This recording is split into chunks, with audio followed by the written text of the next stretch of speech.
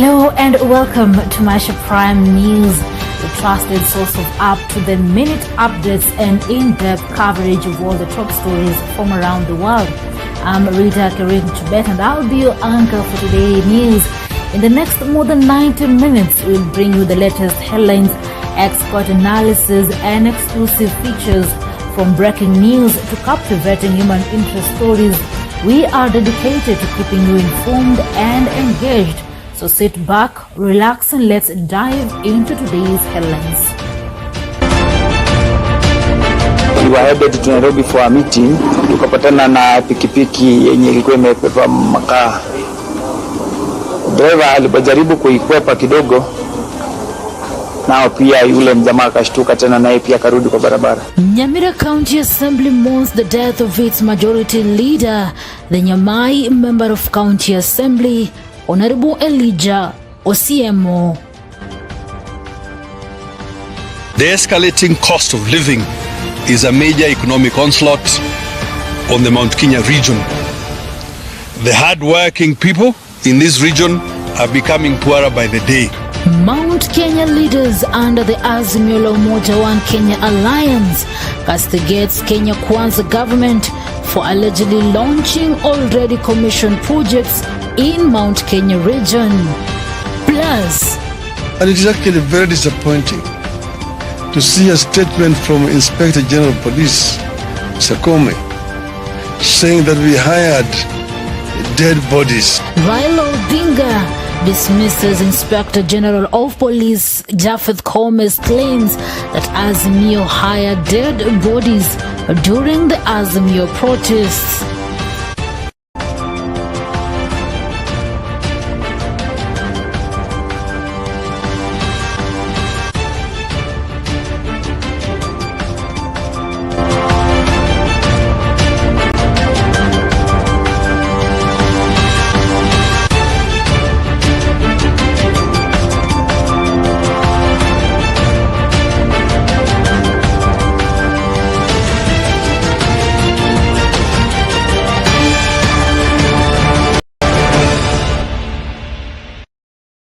Right, as I said earlier, my name is Rita Tibet. Welcome on board. Azimio la Umoja One Kenya coalition leader Raila Odinga has told Kenya Kwanza leaders to stop what they described as vitriol ahead of bipartisan talks between leaders from the ruling alliance and the opposition.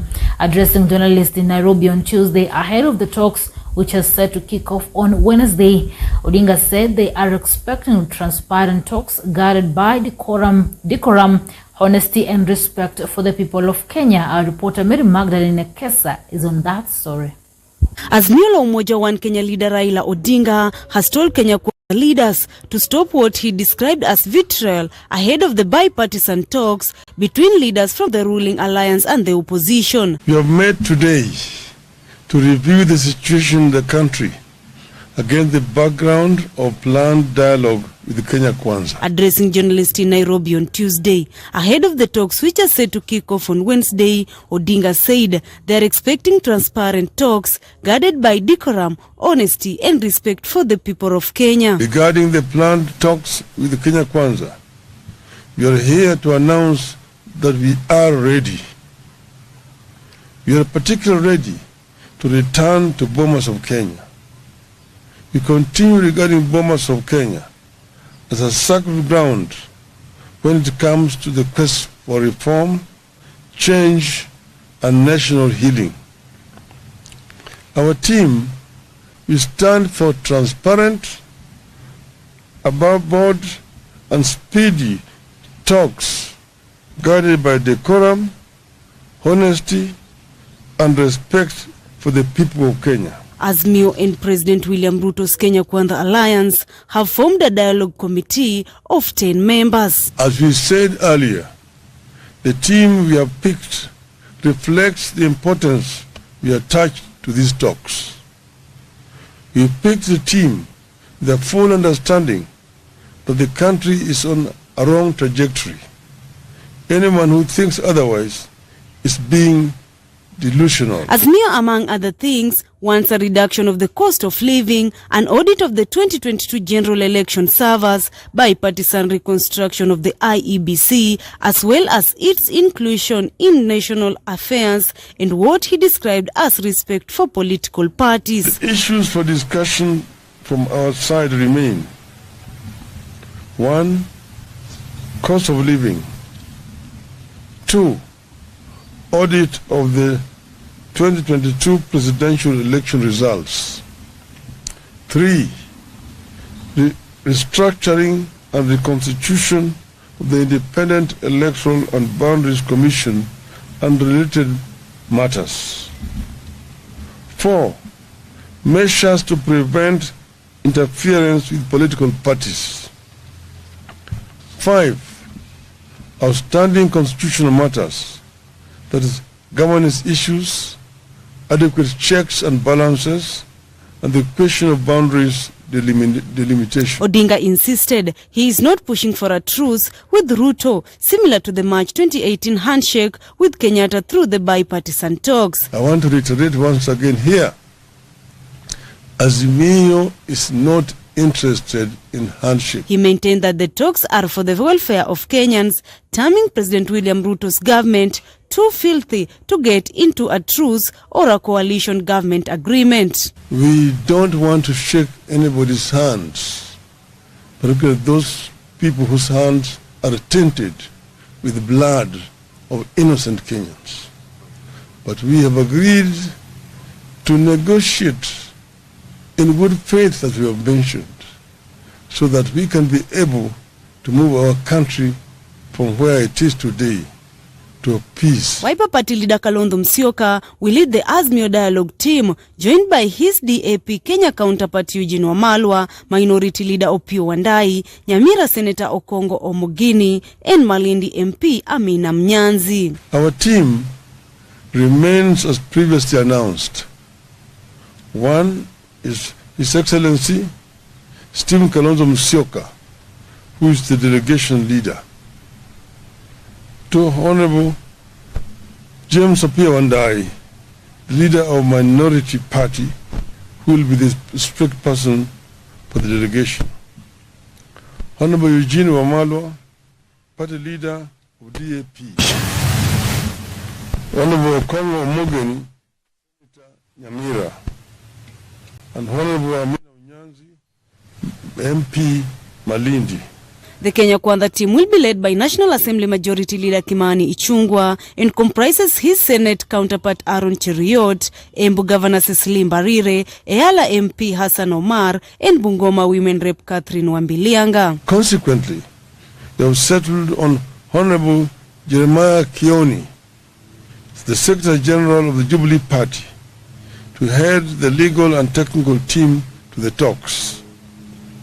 You have tasked our delegation and our technical teams under the able leadership of His Excellency Kalonzo and Kioni to go to these talks with the courage of and open minds. The former Prime Minister has threatened the return of street demonstrations if the planned bipartisan talks are not fruitful. The recent round of demos left over 20 people dead. Previously, talks in April and May broke down as both sides accused each other of sabotage. Azimio is not interested in handshake. Mary Magdalene Nekesa, Maisha Prime, Maisha Television. Right, and as we still remain in matters politics, the appointment of Mr. Eliud Owalo as Cabinet Secretary for ICT in William Ruto's cabinet, and which has subsequently made him the president's right-hand man in Lugu Nyanza, has not gone down well with some of the ODM party allied leaders from the region.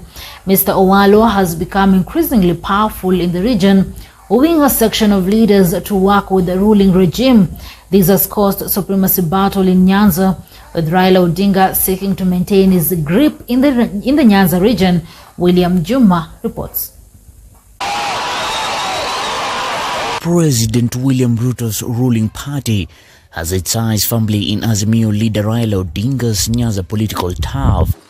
How are you tonight? I'm good. Very good. Are you? Very good. Paulo. The ruling party appears keen to penetrate Nyanza on a two-pronged approaches through aggressive membership recruitment drives and launching of development projects in Raila's backyard. The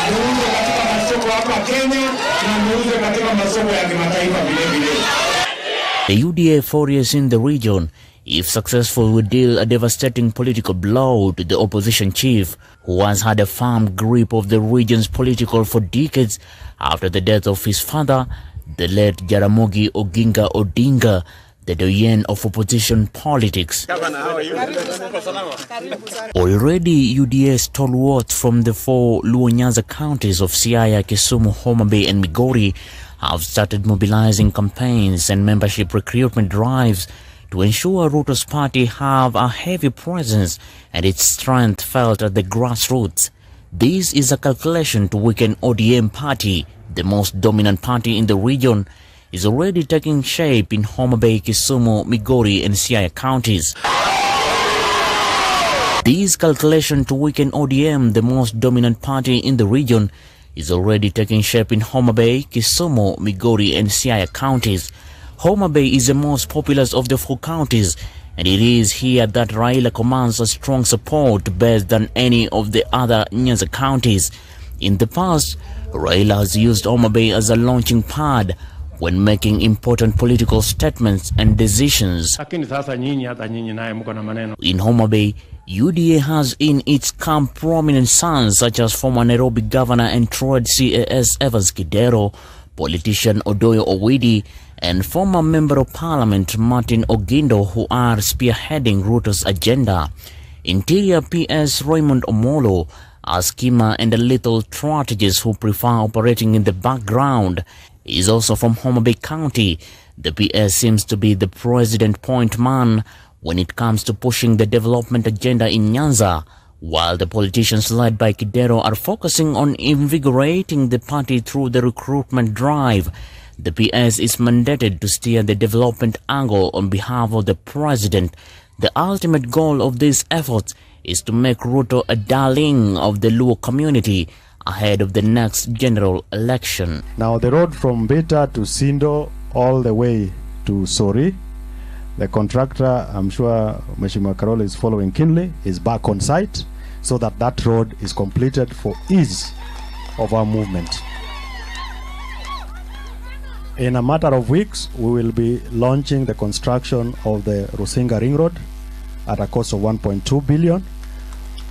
We will be doing the Mfangano Ring Road, amongst many other government programs that the administration of President William Ruto is undertaking and has committed to. Kidero Owidi and former Rangwe Member of Parliament Martin Ogindo target to register more than 300,000 people in the county to join UDA in 4 months. Mimi nitaheshimu Rais Uhuru Kenyatta na nitaheshimu Prime Minister Raila Amolo Odinga. 4 months ago, the trio launched both digital and manual membership listing drive in the area. Since the launch, the UDA brigades have been secretly meeting leaders including member of county assembly and ODM officials. 2 constituency ODM officials, Ogina Nyabola of Ndiwa and Zachary Muge Kabondo Kasipol, have already camped to UDA. Various roads in Siaya, various roads in Kisumu, various roads in Homa Bay, and various roads in Migori. And the one in Siaya, Raila's rural county, UDA launched a 10-day recruitment drive that targets to register 300,000 members. Local party officials in the county said, apart from the elders, CS Owalo has hosted various interest groups from Luo Nyanza, including the leadership of teachers' trade unions, farmers, religious leaders and other groups of professionals to gain new political ground for Ruto in the region. What I've said, ladies and gentlemen, is that as Kenya Kwanza government, the only discussion, the only conversation that we want to have with the people of Nyanza, based on the agenda and policy framework spearheaded by President William Ruto, is the agenda of development. In this region of Nyanza, we want to turn around the economy. The Cabinet Secretary presided over Gor Mahia fundraiser at Serena Hotel, where he doled out goodies for the football team that has a huge support from the Luo Nyanza. Owalo has also rallied rival member of parliament from Nyanza to the UDA fold. He has also brought to Ruto's camp former elected leaders from Luo Nyanza, most of whom have been rewarded with state appointments. In Siaya, Owalo is teaming up with former Arieda member of parliament and Road CAS Nicholas Gumbo to drive Ruto's political agenda. Raila's member of parliament in the village, Gideon Ochanda, who represent Bondo constituency in parliament, is also warming up to the Kenya Kwanza government and has vowed to work closely with Ruto. Be part of us. Let the region be part of the geography of this republic, and we'll always want to be with you when that becomes part of your exercise in running this country. The president also launched various development projects by his administration for the region. Infrastructure, agriculture and water projects also received a boost as the president announced that his government will team up with the county governments in the region and the local leaders to ensure key but dilapidated roads are repaired and the water problem is fixed. Wakati tunajenga hii manyumba yote, wale mafundi, wale wafanyabiashara wote watakao kuwa suppliers watakuwa ni watu wa hapa Homa Bay. Hakuna mtu atatolewa Nairobi, hakuna mtu atatolewa Kisumu. Watu wa Homa Bay ndio watakuwa wanafanya hiyo kazi. Vijana wa Homa Bay ndio wataajiriwa ili waweze kushughulika na mambo ya maendeleo ya kaunti yenu ya Homa Bay. During the January tour of Luo Nyanza, Ruto launched the Jaramogi Oginga Odinga University of Science and Technology Blue Economy Research Hub, and in March he was again in Raila's backyard visiting Nyamira, Kisii and Migori counties during a 3-day tour of South Nyanza. In Migori, he commissioned the Center Nyamtiro Isebania Road in Kuria East and Nyabohanse Kumumwamu Road in Kuria West, Migori County. Interior PS Raymond Omolo said the president means well for the people of Nyanza, adding that Kenya Kwanza administration will not marginalize any part of the country. The president team in the region has met law professionals, both in public and private sector, Law Council of Elders, Super Council of Elders, political and opinion leaders including elected and former members of parliament and members of county assembly to help expand his support base. Unajua sasa Agwambo uko kwetu. Hata kwa Kinarigadi Agwambo alipata 25%, huko kwetu akapata 28%, hapa mlimpatia 1%. Reporting for Maisha Prime, Maisha Television, I'm William Juma. Alright, thank you for that story. And now let's shift focus to Mount Kenya region, where a new frontier of war supremacy has erupted between President William Ruto and his predecessor Uhuru Kenyatta over Mount Kenya political turf. On the other hand, President William Ruto appears to sizing up former President Uhuru Kenyatta, sticking out the political pangs of the mountain succession matrix. Sandra Akidamani with more on Mount Kenya supremacy battle. A new frontier of war of supremacy has erupted between President William Ruto and his predecessor Uhuru Kenyatta over Mount Kenya political turf. On the other hand, President William Ruto appears to sizing up former President Uhuru Kenyatta, sticking out the political punks of the mountain succession matrix. The president will kick off the tour in Githurai, Kiambu County. 5 months after the general election, succession talks in Mount Kenya was revolving around former President Uhuru Kenyatta, DP Gachagua, and newest entrant Nyoro. The senior most leader that we have at the moment in the Mount Kenya is none other than His Excellency Rigathi Gachagua, who is the deputy president. So we will all be anchored under that umbrella. It was followed by a battle for the soul of Uhuru's Jubilee Party, pitching leaders from the region against each other, with a faction led by Kega's outstanding Secretary General Kioni and Vice Chair David Murathe. Vizuri mtu apumzike na awe anapatia wengine mawaidha. Baada ya miaka 10 tusikuone tena ukingangania chama cha UDA kama vile tunaona yule ambaye wa Jubilee anangangania. It is very explicit on what should happen when you do not obey that Retirement Benefit Act. Mheshimiwa former president, mimi nakuuliza kama kijana, tafadhali, sisi wa Kenya tunaheshimu kiti ya marais ambao wamestaafu. Tafadhali tusaidie kuendelea kuheshimu hiyo kiti. Mzee Kibaki, mtu mungwana, akakuja, akapeana serikali, akaishi. Uhuru's allies believed the parties who were engineered by President Ruto to finish the former president politically, given that if he is removed from being party leader, he will have no loci study to be the region's kingpin. My idea and my plan was always to surrender my party.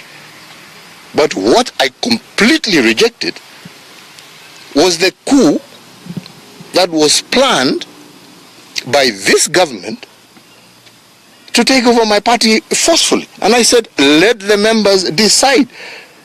But I will not hand over to some puppet group of people, all right, because they have government support. No, that is not democracy. Huh? That is not to say that I was not willing to hand over. I wanted to hand over. I was prepared to hand over. But what I found to be completely illegitimate and unacceptable in a democratic is to be forced to hand over to a group of puppeteers. No. And I stood up and I said, let the members of Jubilee choose who they want to lead them. And that is the person I shall hand over. Gachagua, having succeeded the former president in assuming the highest political position, was thought to automatically take up the mantle, but recent pronouncement by the politician in Sagana State launched sent blasting missile exploding the real face of the mountain bustling against Uhuru Kenyatta. I want to announce that you are now the confirmed leader of the Mount Kenya region in the traditional way, the way we received. Deputy President Rigathi Gachagua explained that Mount Kenya leaders have declared President William Ruto as the kingpin of the region after following the required tradition. You had not been confirmed as a leader in the traditional way in this region until yesterday, because there is a way it is done. Gachagua said at Sagana State launch on Sunday, August 6th, that one of the conditions Ruto had to fulfill was crossing Chania River by the road. And the way it is done is that the leader must come from Nairobi and cross River Chania by road, not by air. According to Gachagua, the trip also had to take exactly 8 hours. Yesterday, that journey must take 8 hours. No more, no less. You crossed River Chania yesterday at 10:38 a.m. and we received you here at the gate of Sagana State Lodge at 6:38 p.m. Exactly 8 hours from River Chania to Sagana State Lodge. President Ruto was on a 5-day visit to Mount Kenya to launch projects and meet leaders in order to streamline his bottom-up economic transformation agenda. While the DP has been enjoying support from a number of MPs and elected leaders in the mountain, there were murmurs among some that he has not kept all of them under his fold and he hasn't been reaching out to them when visiting the counties. Is one good gentleman, passionate leader of the present and the future, Samson Ndindi Nyoro. Ndindi Nyoro, on the other hand, has not openly said he wanted to be the community leader, but has earned himself to the adherent in the region. Siku moja tuweze na sisi kumpata rais wa Jamhuri ya Kenya kutoka huku kwetu Murang'a, na huyo jamaa yuko hapa pamoja nasi, jina lake Ndindi Nyoro. Uhuru was appointed by Moi, and although he did not make it at his first stab, he made it finally. Mtu yeyote ambaye anapenda Wakikuyu afuate Uhuru. Uhuru wa Kenyatta ndiye atakuwa kiongozi ya Wakikuyu. Uhuru's choice for Mr. Odinga as his preferred successor in 2022 added more injury to his backyard support that promoted spies by charm offensive from Dr. Ruto. Na mimi nilipatiwa kisu kubwa sana kule Kasarani. Na hiyo ndio ya kufyeka wakora wote watoke. Ama namna gani? Kwani mnafikiri mimi nitakaa na kisu na wakora wanahangaisha wakulima? Bana, watakiona na wajipange. na waondoke mapema. However, some Mount Kenya leaders claimed that Uhuru was able to marshal support for Azimio leader Raila Odinga, and for the first time he garnered over 800,000 votes. But then it is also not lost to observers that Ruto's hold in the region saw it overwhelmingly vote for him in the last year's election. Tafadhali ndugu yangu rais, usiwaite majina viongozi wetu wa kanisa. Na kuambia my brother, sisi ambao unatuita majina, sijui takataka, sijui wezi, sisi ndio tulitembea na wewe Kenya mzima, tukakutafutia kura, tukapanga Kenya hii mpaka ukakuwa rais. Sisi tumeona yale umetufanya, lakini kwa sababu sisi ni wacha Mungu, sisi tumekusamehe. Sisi rais tumekusamehe na tumekuwa. During the last year's campaign, President Ruto, the then deputy president, declared himself the Mount Kenya king. Kuna majamaa wanasema ati saa hizi ndio wamegundua ya kwamba kuna mulima. Hawajawahi kujua kwamba kuna mulima. Mimi nawakaribisha hawa watu ambao wanatafuta network ya mulima. Wale wanatafutia Google Map, wajue mulima iko wapi. Wakaribisha kuunganisha stima hapa mulimani. Wakati hamukukuweko tulijenga TTI hapa mulimani. Wakati hamukukuweko tulijenga kanisa hapa mulimani. Karibuni. Mulimani ndio kwetu na tunawakaribisha wageni. Ama mnasemaje watu wa mulima? The president, after clinching the top seat, thanked the locals from the mountain for breaking the yoke of ethnic political grouping that gave rise to tribal chiefs in the country region. For Maisha Prime, Maisha Television, my name is Sandra Kidamani. Moving on, Inspector General of Police Japhet Koome has told off critics over threats to take him to the International Criminal Court over deaths witnessed during the last month's demos. On Tuesday, Koome said the police have a mandate by law to protect Kenyans and will not give in to threats. William Juma reports. Yes, sir.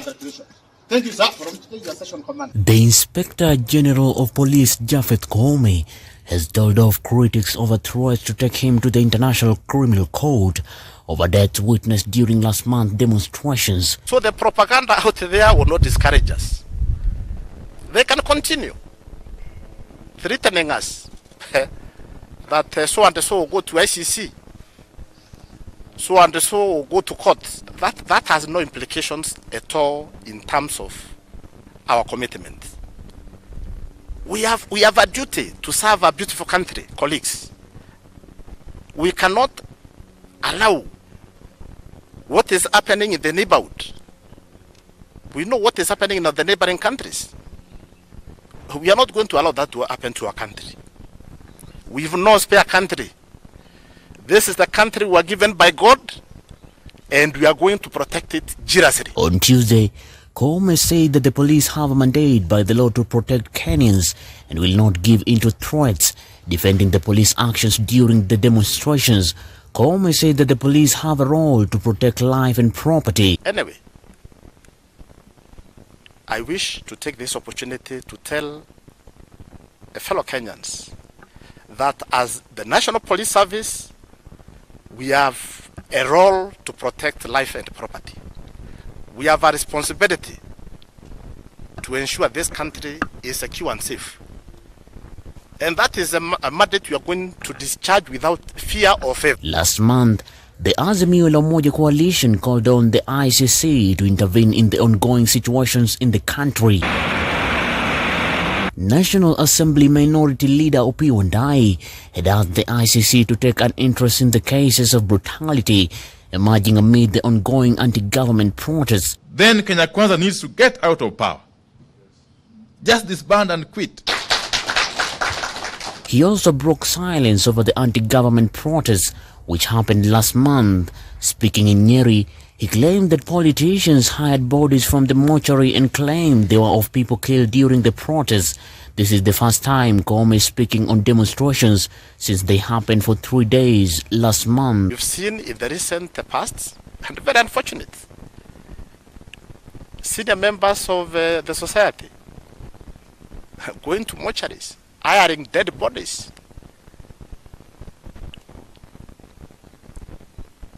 Calling media, telling media that these people were killed by police officers. How low can some of our leaders think? Kwa hivyo ambaye ako kule nje anafikiria tatisha polisi, anajidanganya. Kuna wengine tumesikia akitisha ati hivi karibuni tutaenda kwa barabara kuharibu mali, kuharibu biashara za watu. Unajidanganya.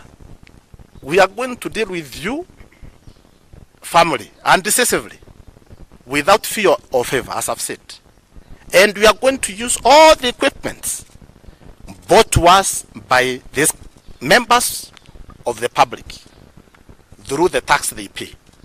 All the equipment, ile bunduki tuko nayo si yangu. Ile bunduki natumia marisasi ni wananchi wameinunua. Nilinde inchi. Ile tear gas natumia ni wananchi wamenunua, ndio nilinde inchi. Sasa wewe kwenda kule kuditisha ati ukiambia vijana waende wavamie kituo cha polisi, watupe moyo kwa police station, ati unaniambia ningoje tu uchukue bunduki zangu, unajidanganya. Nitakuhudumia sawa? Nitakuhudumia. So mimi nauliza wa vijana wetu, tafadhali msidanganywe na wanasiasa. Msidanganywe. These are people who are selfish. Azimio leader Raila Odinga had claimed that at least 50 people have been killed since March when the opposition coalition announced the resumption of weekly mass protests against the government.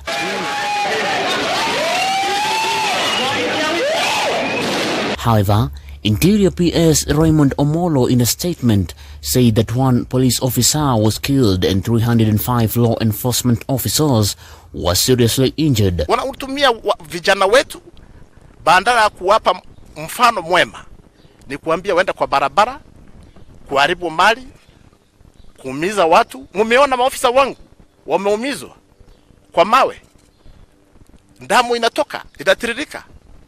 I mean, wewe unataka mimi unipige mawe na mwaga damu, niko na bunduki, alafu nikuambie ndugu yangu kuja tusalimiane?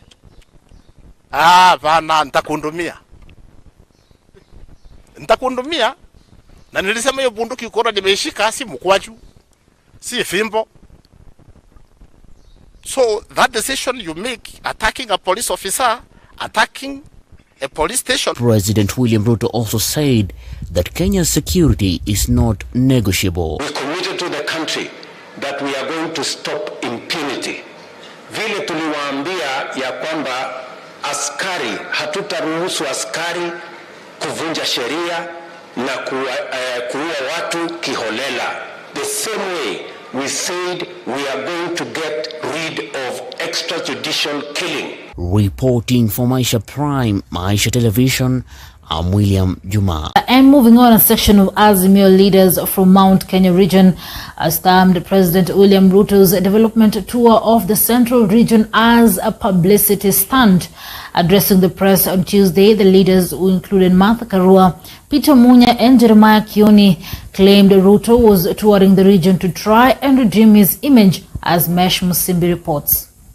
During the president's Mount Kenya 5-day development tour, a section of Azimio leaders from Mount Kenya region has termed President William Ruto's development tour of the central region as a public stunt. The UDA regime has responded by going to Mount Kenya. Addressing the press on Tuesday, the leaders, who include Martha Karua, Peter Munya and Jeremiah Kioni, claimed Ruto was touring the region to try and redeem his image. They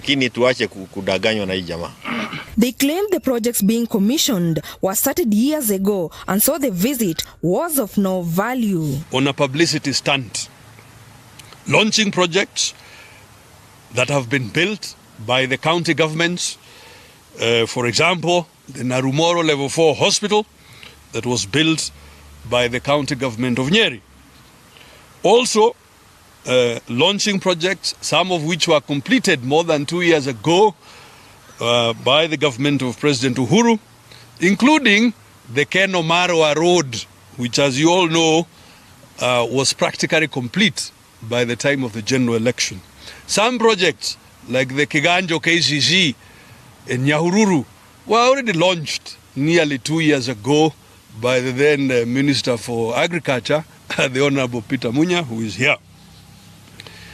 This regime is yet, in fact, to complete any new projects of its own. This is Kenya, we are on our own. Mureithi also noted that the new taxes introduced and the removal of subsidies have overburdened and continue to pile pressure on people from the region. The escalating cost of living is a major economic onslaught on the Mount Kenya region. The hard-working people in this region are becoming poorer by the day. The recently enacted Finance Act worsens the situation for more than 3 million micro and small businesses in this region. As you know, banks have already issued notices of increases of interest to many of these small businesses, most of whom are paying in excess of 24% for the loans that they have taken. The prices of key crops like coffee and macadamia have dropped through the floor. Meanwhile, the former governor further alleged that the fertilizer being distributed by the government was a donation from the Russian government. The so-called subsidized fertilizer turned out to be a Russian donation, now being shamelessly sold for profit. For many farmers, the fertilizer turned out to be the wrong kind, NPK instead of DAP, which has meant that farmers have to apply twice as much fertilizer per acre, and for many of them, the fertilizer arrives too late. Transport costs, as you know, are up 40% just in 12 months. But the transporters themselves are hurting. At the same time, the leaders downplaying claims that the region has been sidelined in the Azimio bipartisan talks. Kama kuna amendment ya katiba wanataka kufanya, wasipitie hii bipartisan talks. Iwe bombas wa Kenya waongee wote. On his part, former Agriculture Cabinet Secretary Peter Munya has called out the Kenya Kwanza regime, saying that it's full of propaganda. Speaking on Tuesday, Munya said the Kenyan farmer, whom the current regime purports to present, is the most hurt. He claimed the Ruto regime got rid of subsidized fertilizer and farm inputs, and now farmers are on their own. Watu hawezi kulipa madeni ya benki kwa sasa, sababu gharama ya kulipa imeenda juu zaidi. Mazao ya kawaida yale tulikuwa tunalima upande wetu wa mlima na kwingineko huko Kenya kama Rift Valley na kwingine. He added that the Kenya Kwanza government's policy changes have made life tough for poor, including access to basic education. Listening to the ground, to what people are saying, Kenyans are on their own. Their representatives are behaving as though they were elected by Ruto and members of his regime. They are representing the Ruto regime, not the people of Kenya. And the best example was the Finance Act. Hiyo mambo yote wanasema para CDF, those are things that require constitutional amendment. Na mimi yangu ni kuwaomba wa Kenya wasidanganywe. The former cabinet secretary's remarks came in a wake of assurance by President William Ruto that the price of fertilizer has dropped. Ruto on August 2nd said subsidized fertilizer will now sell at 2,500 shillings from 3,500 shillings. I am proud to announce the commencement of the second phase of our program. On this leg, we shall begin to immediately bring down the price of fertilizer from 3,500 to 2,500 per 50 kilogram bag beginning yesterday. And I'm told that yesterday alone, 34,000 bags of subsidized fertilizer were sold to our farmers. A record in a long time. For Maisha Prime, Maisha Television, I'm Mesh Msimbi. Right, moving on, President William Ruto has said that the government has put in place a solid plan that will see production increase from 5.2 billion litres to 10 billion litres a year. He argued that milk is one of the highest influencers of income in Kenya, generating at least 200 billion shillings a year. He explained that the government will modernize Kenya cooperative creameries plants and install milk coolers countrywide so that more milk can be processed. Sandra Kidamani brings us that story. Wakulima hamjambo. President William Ruto has announced his administration will spend 3 billion shillings in the next 3 years for the modernization of the Kenya cooperative creameries across the country. We are going to spend 3 billion shillings in the modernization program of our KCC facilities. Tumekubaliana tutakamilisha Kitale. Tutakamilisha tayari katika budget ama supplementary budget tuliopitisha before this main budget. Tulipatia KCC shilingi milioni 700 so that we can complete the facility in Nyambene. We can complete the facility in Kitale under the new program. Tunataka kukamilisha Kitale. Tunataka kubadilisha Eldoret iwe instant milk ambayo inaweza kutumika mara moja. Tunataka kuweka facility ya processing hapa Runyenjes. Speaking during the commissioning of the modernized KCC Ganja factory in Nyeri, Ruto said under the new program, more facilities will be modernized for the betterment of the production of more milk. Kwa sababu pale Runyenjes bado iko na matatizo, we have a factory lakini haina vifaa ya kutosha. Tutakamilisha ya Nyambene, tutakamilisha ya Miritini, na tunataka kuweka kiwanda mpya Narok, kwa sababu wakulima wa Narok wanahangaika na maziwa yao, especially kina mama, kwa sababu kina mama wengi ndio wanashughulika Kajiado na Narok katika mambo ya maziwa. In addition, Ruto said there is a plan for milk coolers for the farmers as transportation of milk takes time and deteriorates its quality. Tuko na mpango ambayo tumefanya ya milk coolers. Matatizo mingi ya wakulima, nilikuwa jana Mkuruweni. Wakulima wengi wanahangaika na maziwa barabarani kwa sababu ile process ya kufikisha maziwa mahali ambapo inaweza kuanza kushughulikiwa na mambo ya processing inachukua muda mrefu. Na ikichukua muda mrefu maziwa ile inashuka, quality yake inakuja chini. Kwa sababu milk is a very perishable product. The president also urged milk stakeholders to come up with plans to do away with brokers and cartels in the milk industry to enable all the farmers to collect their correct dues. Mimi najua wakulima wengi hapa wako na matatizo, hata ingawaje tunalipa shilingi 50, lakini 50 haifiki kwa mkulima. Ile inafika kwa mkulima ni pengine 45, mahali ingine 47, mahali ingine 43 na vitu kama hizo. Na inapotelea hapo katikati kwa transport na sijui kumanage cooperative na nini hapo. So tunataka tukubaliane kwa sababu tunataka shilingi 50 ifike kwa mkulima.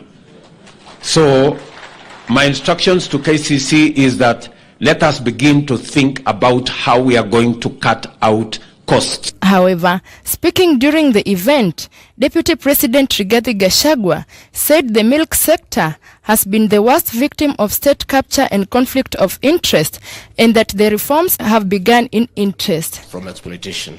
So I want to ask farmers to be a little bit patient. That matter will be addressed. One of the ways, Your Excellency, your government has dealt with state capture and conflict of interest in this industry was to change the entire board of Kenya Dairy Board. That board had been appointed by one processor to protect the interest of the processor to the detriment. Nonetheless, Isiolo Governor Abdi Hassan Guyo announced that his county will also benefit from the newly commissioned Kenya Cooperative Creameries Kiganja Factory in Nyeri. Sisi kama wananchi wa Isiolo na Northern Kenya kwa jumla tumefurahia sana leo, kwa sababu sisi ni wafugaji wa ngamia na sasa maziwa yetu imepata new market na new KCC hapa, Your Excellency. Isiolo County imekuwa ya kwanza kupatana na new KCC, and we are thrilled, Your Excellency. This is a game changer, Your Excellency, for the Northern Kenya, Your Excellency. Speaking on Tuesday in Nyeri, he said the camel milk is in high demand all over the world, including Kenya. Now, Your Excellency, this is the real bottom-up approach.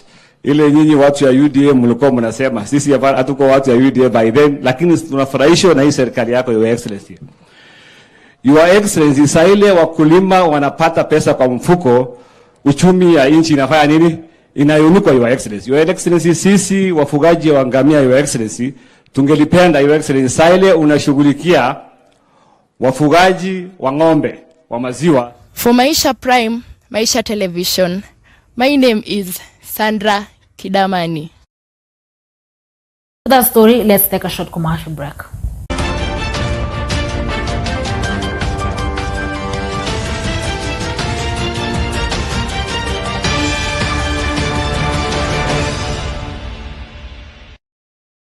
Get a holistic picture of the day's news in 60 minutes. Join me, Mesh Msimbi, weekdays for Maisha Special Report. The signings were happening. Bringing you the top headlines across the country. And his deputy. Null and void. The most compelling feeding in from around the nation.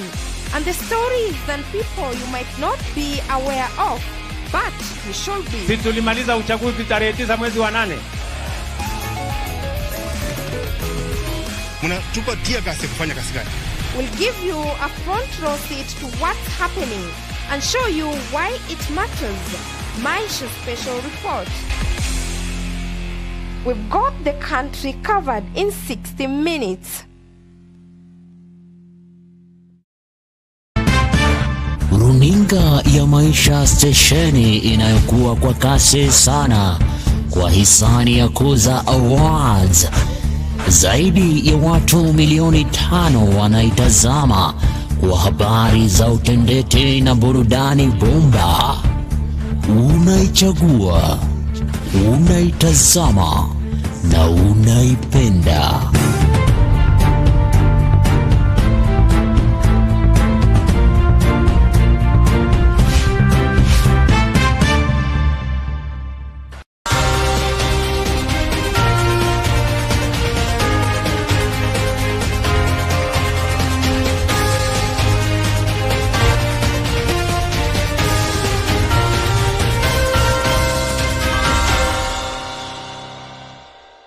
You followed very keenly about the manifesto.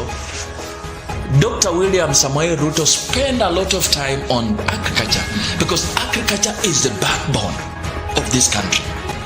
And we want to give capital to farmers because if you increase productivity in agriculture, then you create jobs at the best. When you increase productivity in agriculture, then you bring in the issue of food security. When you increase productivity in agriculture, then you provide enough raw materials for the manufacturing industry. The Hot Seat Conversations, in association with Politics, Leadership, and Governance. 7 and 10 p.m. Thursdays. Bonjour, bonjour, finally! My hands, your waist, my heart. Stay tuned for absolute happiness for kids. I stretched my hand up higher, but she called on Zach. Even when I lose a minute. They miss you and they love you so much. Akushikwa Kenyatta peke yake. Watch the Ultimate Premium Kids Starter Pack. Innovation, creativity, modernization. Welcome to Kenya. Maisha Kids Show Monday to Friday at 4 p.m. Welcome, Maisha TV. My teachers are doing a wonderful job. And Saturdays from 6 to 10 only on Maisha Television.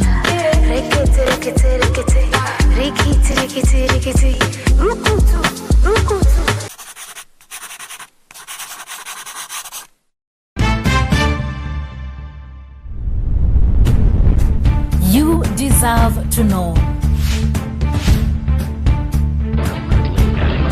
A great deal between true and false, what is happening and what is fundamental. Furthermore, you are the most important person, not only to you, but to us. That is why I research, explore, authenticate, and prepare adequately and sufficiently to bring you bold and authoritative news. So join me, reader Chebet Karim, at 8 p.m. for Maisha Prime News every Monday to Thursday. Get the whole story. Maneno imekuwa mingi. Hata juzi wamesema kwamba mimi nilipewa pesa na wewe ili nisikue katika bunge. Na unajua nimekuwa na sherehe ya mtoto, nilikuwa naolewa. So hiyo siku tulikuwa kwa mambo ya pre-wedding, siku ya parliament. Na mimi ninajua kwamba kazi ya parliament ni Tuesday. Hii tunaenda ndio sasa usipoona mjumbe wako, nikipiga simu yako nifanye nikuuza. Wanasema umenipa pesa na mimi sijakuona. Hatujaonana. Simu yangu nikipiga haingii. Nikija gate jina langu aliko. Sasa ulinipatia pesa kwa osmosis. Sasa hiyo maneno nataka wananchi mjue kwamba we are in a global economic meltdown. Mimi nimekuwa Marekani juzi. Items I was buying for $70 nimenunua na $200. Things are not good worldwide. What we are going through is not a Kenyan problem.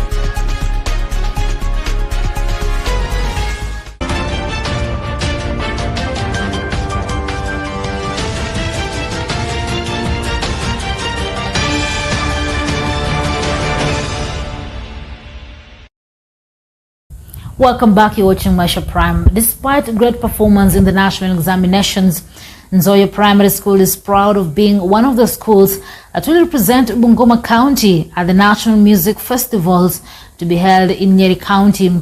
The deputy head teacher of the school, Boniface Wamukota, reiterated that by focusing on the CBC curriculum, they are determined in ensuring talents of the students are nurtured. Our reporter Emmanuel Wabomba prepared that story. Let's listen in. Despite succeeding in the national examinations, Nzoia Primary School is proud of being one of the schools that will represent Bungoma County at the National Music Festival to be held in Nyeri County. We are proceeding to Dedan Kimathi University. So far, so good. We are presenting 6 items to the region. We have 2 choirs, 2 poems, and 1 wonderful taarab that we are presenting to the Kimathi University as the nationals start on 10th and end around 17th. As a school, we have managed all these levels up to the region, and we are so happy. The deputy head teacher of the school, Boniface Wamukota, reiterated that by focusing on the CBC curriculum, they are determined on ensuring talents of the students are nurtured.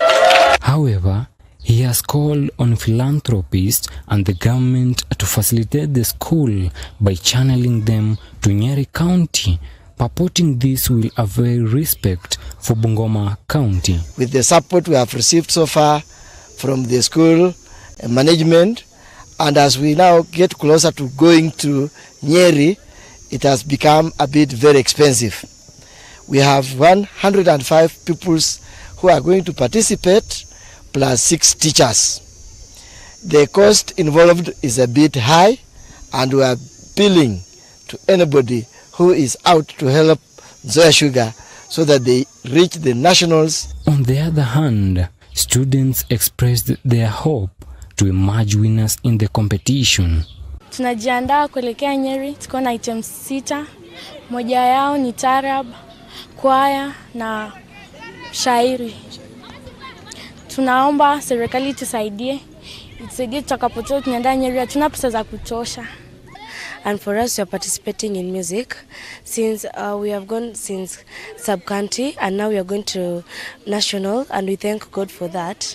So the only thing we are asking is for the government to provide us with money, because we need money to go to the national. In an effort to amend the learning environment in Chule Girls High School, A call has been given to well-wishers to come out to facilitate them in the construction of the record hall. I'm here with the girls. These are our form fours. Yes. And we as they finish this their term or their 4 years in this school, unfortunately, they have been mainly eating from outside, just standing under trees and having their meal. And this is because we don't have a dining. The chairman of the school board, Colonel James Chemiat, attributed that the action will avail the students to get food in a secured environment, while thanking the CDF fund facilitated through MP John Waluke by giving them 7 million shillings to start the project. In a way, we are celebrating what our Member of Parliament has done to us, because yesterday he did come here and gave us a check of 7 million shillings to continue the construction of our dining, and we believe that with that amount of money, it is going to take us to the next level. It may not be sufficient to finish the project, and he also did say that on 23rd of September 2023, that he's going to bring us visitors, so that then we can have a major fundraising that is going to raise sufficient money to complete the project, so that these girls that you can see here can be able to, when they have their lunch, when they have their supper, at least they can learn some table manners. Reporting for Maisha Prime Maisha Television, I'm Emmanuel Wabomba. Right, and victims and survivors of the 1998 bomb blast on Monday commemorated 25 years of the tragedy at the August 7th Memorial Park in Nairobi. The 25th anniversary comes amidst a renewed push for compensation for the victims by the American government, with the families of those who died and survivors unanimously demanding for restitution. And as Bushebi Jr. reports, the Senate Ad hoc Committee has promised to ensure justice is served for all the victims of the tragedy. It was a heartbreaking moment before the Senate Ad hoc Committee asked the survivors of the 1998 U.S. Embassy bomb blast attack narrated the struggles they underwent in seeking justice 25 years after the tragedy. The scars are still alive for a majority of the victims, some widows, orphans, and survivors themselves, recalling how the August 1998 changed their lives completely, even though they were not part of the targeted embassy.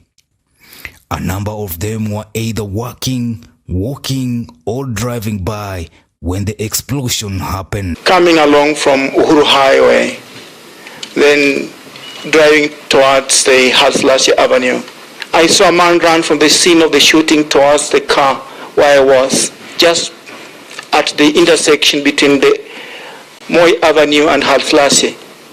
And that's when the huge blast went. And from that day, I have never witnessed light of day again. I became blind. We had the big bang. That's when one of the guys came and was like, "Oh, you remember that building between the American Embassy and the cooperative building? It has been bombed." Everything went dark for me. I started telling them, "You know what? My husband works there." Having lost your father, the person who has been your breadwinner, the person who has been paying your school fees, the person who has been making sure that you have everything that you need to survive as a family, it was very, very tough. We had to live with the fact that we could not even see his face because of how badly he was mutilated by the blast. The tales brought back painful memories of the event, with survivors crying for justice 25 years later, some with permanent scars, some on medication for the rest of their lives. The Senate Ad hoc Committee had harrowing stories they went through. And it is disheartening to see that the American government only chose or opted to compensate their citizens, their employees, that is both Kenyan citizens who are employees of the embassy that were affected, contractors, and they totally chose or elected to leave out the majority of the victims who are the Kenyan citizens. I represent all the orphans. We have a group of 100 and above orphans, and we are all crying that it is time. 25 years has taken too long. You cannot be saying 25 years, staying 25 years and you've not compensated somebody who has, even if it is an accident outside here, you go through the insurance process and you're compensated. The committee is pushing for compensation to the Kenyan victims of the attack and has up to September 26th to table the report to the floor of the House. God is good, and all the time. The U.S. ambassador to Kenya, Meg Whitman, is one of the guests to grace the 25th anniversary of the U.S. Embassy bombing terrorist attack at the Memorial Park on Monday. These people are seeking justice.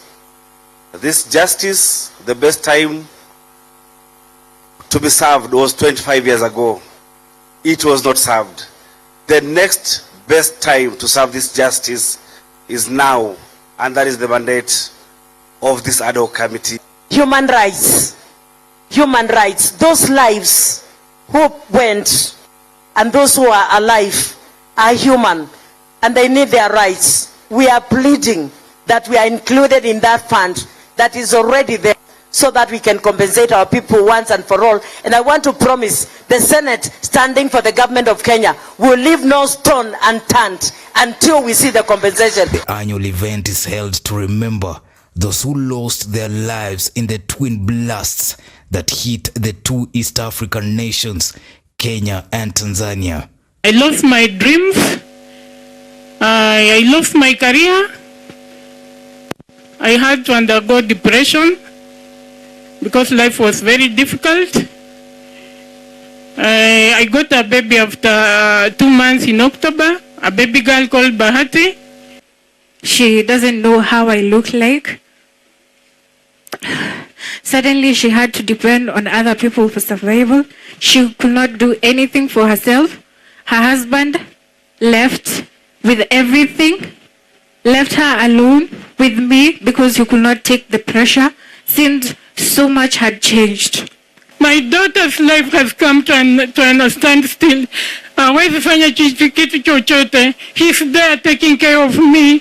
I have lost my friends and my relatives. If you call them, they think you are begging them to assist you. We've come together to speak one voice because we've been forgotten.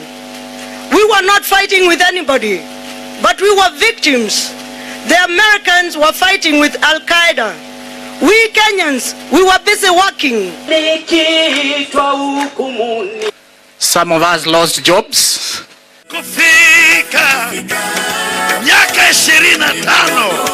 I believe there are things the government can do. Most of these children now, some are with situations where they are now persons with disability. Under the affirmative action and the requirement that 5% of employment in Kenya must consider persons with disability, this is where government can quickly intervene. In Nairobi's bombing at Cooperative Bank House on August 7th, 1998, 213 people were killed and 4,000 others injured, while in Tanzania, some 11 died. For Special Report, I'm Bushabi Jr. Now to some sad news. Nyamira County has been thrown into mourning following the death of Nyamaiya Ward MCA and Majority Leader Elijah Osiema. Elijah was killed in a road accident along the Mayu Naivasha Road. Osiemo was traveling with 2 other MCAs, Duke Masira and Priscilla Nyatichi, when the accident occurred. The 2 injured MCAs were immediately rushed to Naivasha Level 4 Hospital for medical attention. Described as a young, industrious, talented and focused leader, Elijah Osiemo held immense promise for a bright and impactful political career. Condoling with the family, the Nyamira County Governor said, and I quote, "I take this opportunity to wish the injured MCAs a quick recovery and offer my heartfelt condolences to the late Osiemo's family, residents of Nyamai Ward and Nyamira County."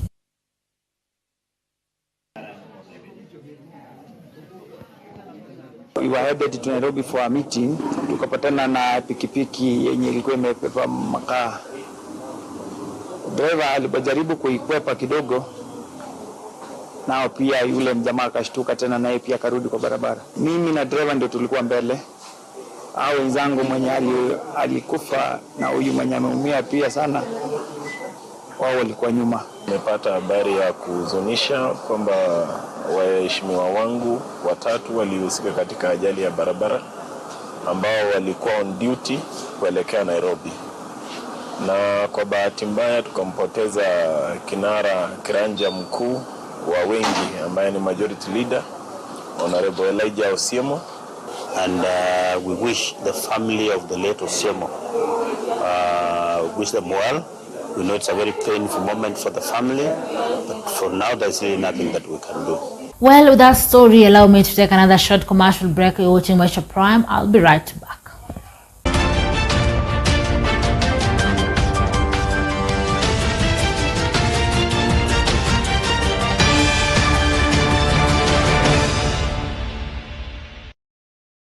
Get fresh, gotta get fresh. Down is no boom boom pow, down is boom boom pow. Mabaya na uchafuzi na zibita improve down is protect nguo zangu na dukia niko safi. Lazima niwe fresh na down is boom boom pow. Boom boom pow, down is no boom boom pow. Hello tena the boom boom pow, powerful freshness. Down is boom boom pow. Maisha Prime News. You deserve to know true and false. Furthermore, you are the most important person, not only to you, but to us. With the incredible reader Karin Chebet for bold, educative information news bulletin. I research, explore, authenticate, and prepare adequately and sufficiently. Get the whole story Monday to Thursday at 8 p.m. Kenya's biggest accountability and politics show. Bottom up is a perspective of the neo-Marxist economist. Senator Moses Masika Wetangula will give more trouble to Junet after Politics, leadership and governance brings you the hottest debates. Go to school to study things that were created by school dropouts. Does it not beat your logic? Refreshed and splendid cutting-edge interviews on trending topics. That a 2 kg flour is more expensive than a sufuria for cooking ugali. Every Thursday at 7 p.m. and 10 p.m. Join the Maisha Television's reader Karin Chebet for PLG, where every opinion counts. Yes, I do. Baby, yes, I do. Yes, I do. True love stories never have endings. Come on. Oh, baby, nakupenda. Dunia nzima ijue nakupenda. Kupenda sio dhambi. Ni mpango toka kwa Mungu mwenyewe. And that's why Maisha TV brings you amazing love stories on Yes I Do.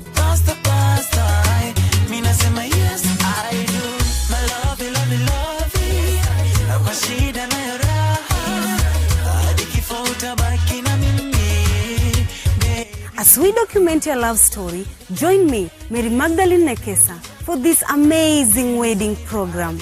Yes, I Do. You and me together forever. Ingawa si rahisi, wapo wengi wanatungojea chini, lakini palipo Mola, ninasema na which is still higher from the national level. The national level is at 16%, but we are still trying. As at now, our action plan has come to an end. It's coming to an end of this month, and today we are planning with the other sectors on how we are going to collect data to see our achievements for the last 5 years. We have a policy guideline developed by the Ministry of Education.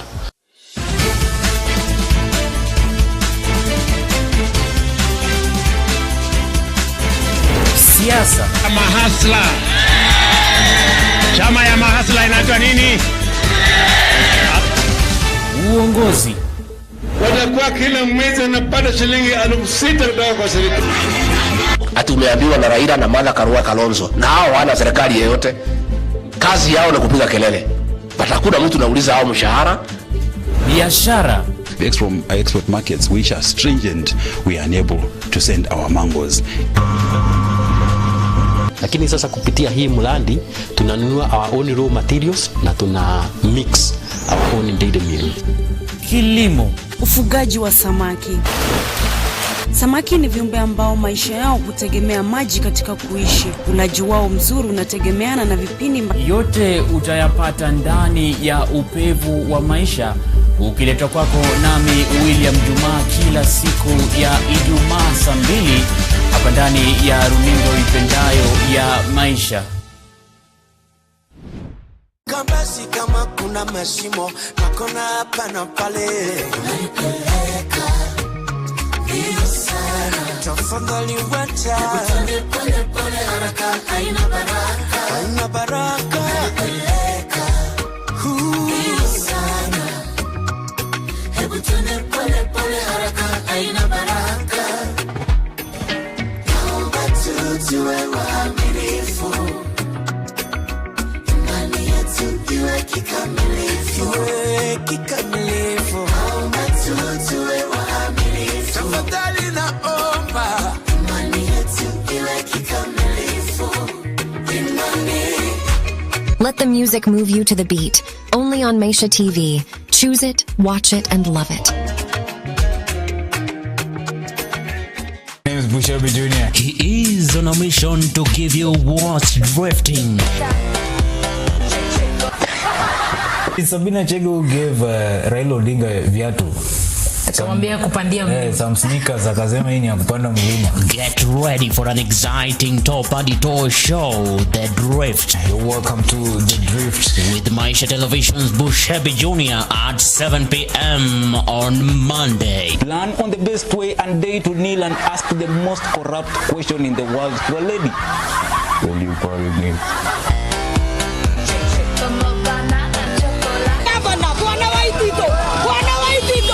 Don't miss out on Kenya's all-time big current affairs entertaining TV program. And as usual, I'm not alone. I'm hanging out with this gorgeous lady seated next, carrying all top trending stories in Kenya and beyond.